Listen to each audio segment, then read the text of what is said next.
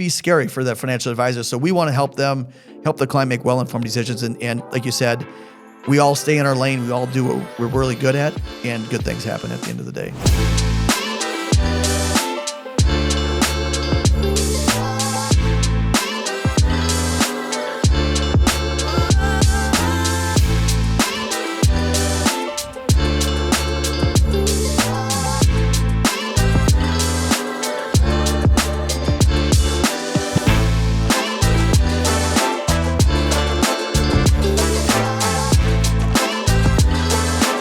Hello, everyone, and welcome back to the Partners and Pours and Exit Is Now podcast. My name is Josh Koza, and I am the Director of Strategic Relationships here at the Exit Planning Institute, and excited to be joining you today with a special guest who I'll introduce in just a second. But for those of you who are unfamiliar with the platform, the purpose of this particular podcast is to showcase who some of our partners are. And as I've talked about before, exit planning and SEPA is not a one-size-fits-all approach to every advisor. We certainly have a multidisciplinary community of professionals. And so regardless of your background, the industry you represent, or maybe what you might call your day job, and how you come into this community, you're going to need to surround yourself with partners. And that might be complementary advisors, that might be software solutions, that might be, like we have in the instance today, an M&A partner.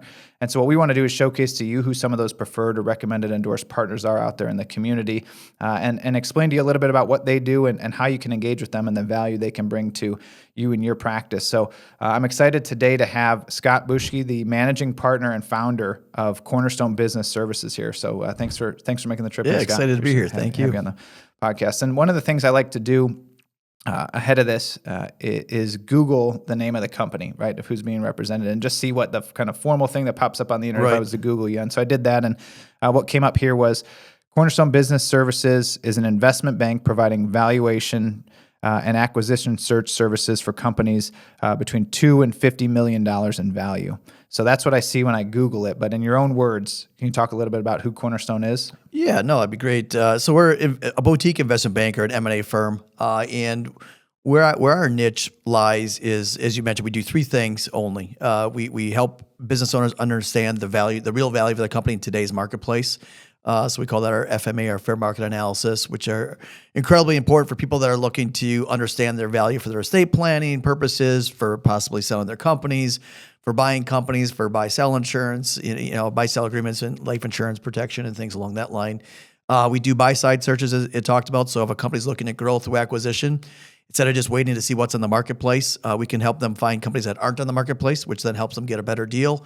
And negotiate that for them and helping the buyer get the best deal. And then where we spend most of our time, of course, is on the sell side or helping those business owners not only understand the value, but then take them to the market when it makes sense and maximize the value by getting multiple offers for their clients and things along that line. Sure. And so you've been at this for, I think, a little over 2 decades. You mentioned that Cornerstone, right? Yeah, 26 years myself, and we just celebrated our 24th anniversary at Cornerstone. Oh, awesome. So I guess take us back for a second. Like, what was the impetus for deciding to go out and start your own thing? Yeah, I worked for another firm, and there's all different models, and there's no necessarily right or wrong, but the model that was followed by the company I worked for was more of that real estate model, which I think a lot of business brokerage models kind of follow, which is get as many listings as you can. You got more chances to sell more stuff, put it up on a biz buy sell or some kind of listing exchange, and then just wait for people to call. And that model only works to about a 20 to 30% success rate. And I said, I've got 3 kids now. I'm like, if one of them came home with a test and they got 30%, I wouldn't be too excited about that grade. And, so it's like, there's got to be a better way. So I looked around and said, who's doing what and where's everybody playing? And so there was a bunch of people doing business brokerage and commercial real estate, doing those small Main Street type companies, 0 to 2, 0 to 3 million. And then I saw a big niche of bigger investment banks that came in, but they were really coming in at going, hey, I'm not even going to talk to you, Josh, unless you can get me at least $1 million success fee when I sell your company. And even with that, it's like, we'll let the young, 2-year out of school MBA student cut their teeth on that deal. I'm like, well, these are people's life's work. There's got to be a better way to get a better closing ratio. So I saw that between the big investment banks and the business brokers, it was very, very fragmented, and it's the most underserved marketplace. So our clients are typically 1 to 15 in EBITDA, 5 to 150 million in revenue. Some distribution companies probably up to 250. that they needed help. And what we've done is brought down that investment banking level of what $200 million company would expect. We can bring that down to a $10 million company or 20 or 30 or $40 million company. So it's a team of people. It's a team of 6 versus 1 person. It's a process, a structured sale process, our Assurance 360 process we've developed in the trenches over 20 years. And it's just I guess kind of a culture of no BS, because again, so many people will tell a client, business owner, whatever they want to hear because, I can get a 50 or 100,000 a retainer, and it's big money because they have no idea. They're only going to go through this process once. And we just say, hey, we're going to tell you what you need to hear to make a well-informed decision. If that's a yes, great. If that's a no, that's perfectly okay as well. And we'll tell you what you could do to get to, the numbers that you want to be at. But that's just kind of how we operate. Sure. Yeah. And last time we were at dinner, I just want to, before I move on, that was fun story. So we were talking a little bit about the changing workforce and how young some of the employees feel that are coming in here. And so we always do that. Like, do you remember when taxis were a thing before Uber? And, and then we said, and so that, it's funny, we were asking, and you had a good story why you chose Cornerstone Business Services as the name of the company originally. Yeah, for Cornerstone, we wanted to do it, because we really are that cornerstone to help that client sell, and faith-based, Jesus is God's our cornerstone, and bringing those things together. But then the business services versus capital or M&A was because that was just when caller ID was coming out, if you can remember way back when. And I didn't want somebody's secretary or whoever answered the phone to see Cornerstone M&A, and oh no, my clients, my owner's selling their company. So business services, we could be selling copiers, we could be selling anything, and so that's kind of how we came up with that name. Was I didn't want to have, because confidentiality is so key, to have that caller ID end up biting us in the butt. Yeah, that's I know. And I bet there's certainly some employees here that maybe definitely don't remember that caller ID. Sure. But you talked about in the last response a little bit about your Assurance 360 program. Correct. This 15-step process that you've put together. I think that's certainly something that's unique in the marketplace. So you want to talk a little bit more about what kind of goes into that process? So when we first looked, I started 26 years ago. I really, how does this work? What is this game? I was young into the marketplace. And so we were able to go to all these conferences nationwide and really ask people hey, how do you do this? And how do you do that? And we kind of searched out the best of the best in the industry. And we picked all of their pieces of what we liked the best. And with their permission, we were able to bring that back to initially our Cornerstone process. And then we further developed, because so many of our leads, the majority of our leads come from the trusted advisor. Typically that's the financial advisor or the CPA. And what we found is that the trusted advisors weren't having the conversation soon enough, and that the business owner didn't know what they didn't know, and they would just hold on too long, and they were afraid to tell anybody because it was confidential, and didn't know what to do after the fact. So we said, let's start our process, not just when they sign an agreement with us to put together the book and do the research and go to market, but let's start all the way up with helping that trusted advisor have that conversation, because we're only so big, we can't have thousands of conversations, but if we can coach up and give resources to all these financial advisors and CPAs and other trusted advisors, they can have these conversations with their clients, which will help, ironically, will not only help their client, but it also help their business as well, because we just did a national study, and it was found that for financial advisors especially, that if they're not providing value, if they're not providing those proactive conversations, they could have the best relationship with their client in the world. But it was 72% of the time, their clients those business owners said they're going to leave their financial advisor, go with someone else that can help them bring value at that critical time around the planning and through the sale process itself. Yeah, and I'm sure some of the listeners today out there are, maybe unfortunately financial advisors that have had that exact scenario happen to them, where you've got a great relationship, built some really great rapport with that client, but then you find out they sell the company, and for whatever reason, maybe it was a referral from the investment bank they used, or some other phone call they got from a bigger organization with some flashy marketing, and took those assets elsewhere. And so that's kind of what one of the goals is, to help them position them so that they're going to manage that. 100%. So that's what we're trying to change the conversation, change the narrative. So they have that conversation early, and they don't have to be M&A experts. They just need to know, hey, in this scenario, I got to give Cornerstone a call, bring us in, endorse. We keep them in the loop all the way through. In fact, our process is we'll do a discovery call with them at no cost, no obligation. Then we'll typically do the fair market analysis. Then the tax people do, okay, so it's $10 million. Who cares? What's the net number? It's $6.5 million. Great. But now I need to know what my lifestyle number is or what the wealth gap is. And if the lifestyle number is 8 and your net number is 6.5, you have two choices. Either you lower your lifestyle down to 6.5, or you go back up to the first phase of Assurance 360, which is the value enhancement. So folks like Cultivated Advisors who come in and really help them build that value. And then we just go through that process until the numbers make sense. And And by doing that, and we've had this happen firsthand. We just have a case study where the financial advisor brought us in. We brought in the team around them. We brought in the M&A attorney as well. We helped them build that team. We worked through the process, kept them in the loop. When we got the letter of intent signed, that's usually a 60, 90-day window of negotiation and closing. Well, at that time, we made sure the financial advisor was back in because they already put the plan together in step 6. Well, now they're in step 13.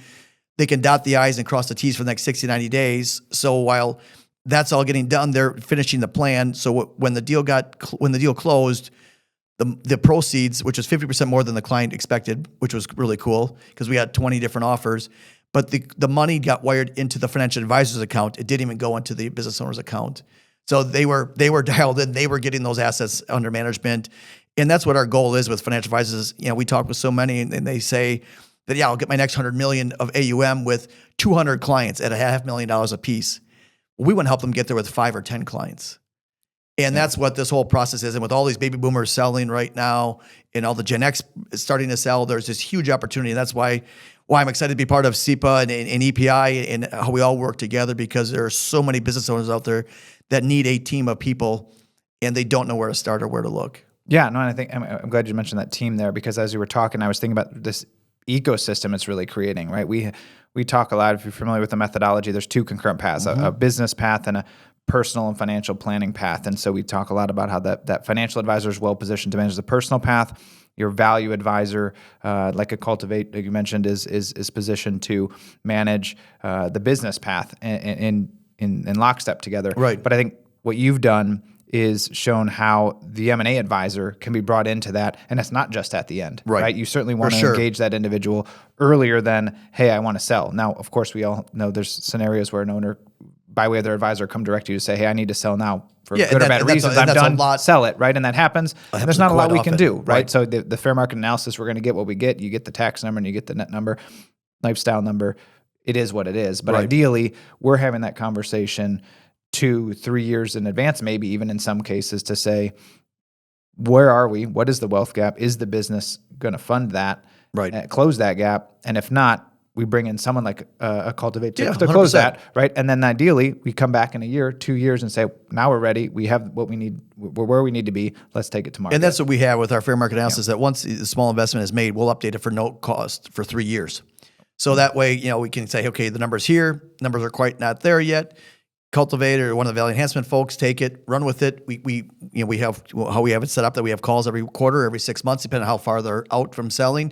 So we can keep them in the loop of what's going on in the marketplace, because there's so many things that none of us can control in the marketplace that also determine the value, up or down. And going into 25 here, the market looks really strong. We think the activity is going to be much stronger than it was in 24. We see more buyers and sellers still out there, so sellers are getting really good values.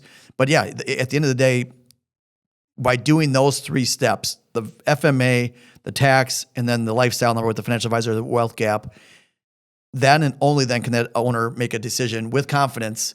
Yeah, I can do this, or I can't, because even if they go, yeah, I still want to stay in my company for a couple of years, but the numbers work. It's like, why wouldn't you do it now? Because next year, 9/11 happens, or another crash in the financial, and also now, even though your company's at the same revenue and EBITDA, the multiples are less because there's more headwinds and buyers are scared, or the interest rates go up, so they got to pay more to the bank and less to you, the owner. So we always say, when the numbers make sense, go to market. And if you want to stay with the company, there's private equity groups would love for you to stay with the company for another 5 years and roll a little bit of equity. Now you get a second bite at the apple, but at least you've taken those chips off the table, because most of our clients, they've got 70 to 80 to sometimes 90% of their overall net worth tied up in that one asset. And they get one chance to sell that and do it right.